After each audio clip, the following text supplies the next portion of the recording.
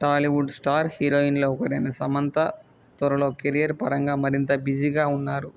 ప్రతి ఒక్కరూ మార్పు కావాలని కోరుకుంటున్నానని సమంత వెల్లడించారు. విభిన్న కథలను ప్రేక్షకులకు అందించడమే తమ లక్ష్యమని ఆమె చెప్పుకొచ్చారు.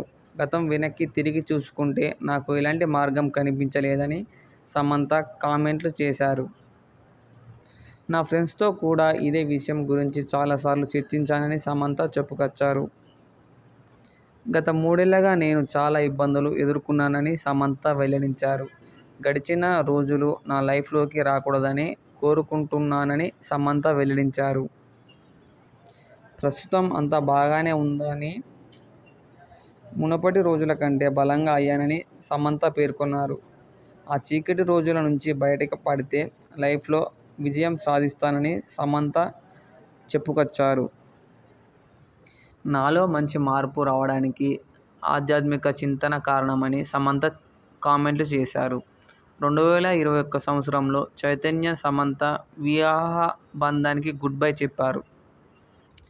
చైతన్య, సమంత మళ్లీ కలుస్తారని భావించినా కలిసే అవకాశం కనిపించడం లేదు.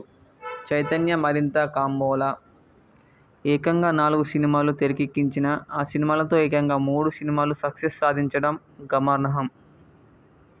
చైతన్య రెమ్యునరేషన్ 10 కోట్ల రూపాయల రేంజ్లో ఉండగా సమంత రెమ్యునరేషన్ 3-4 కోట్ల రూపాయల రేంజ్లో ఉంది.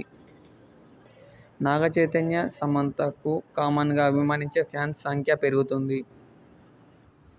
చైతన్య నెక్స్ట్ లెవెల్ ప్రాజెక్టులను ఎంచుకొని కెరీర్ పరంగా సత్తా చాటుతున్నాడు.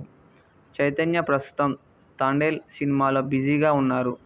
సమంత చేసిన కామెంట్లు నెట్టింట వైరల్ అవుతున్నాయి. చైతన్య మాత్రం విడాకుల గురించి రియాక్ట్ కావడానికి ఇష్టపడటం లేదు.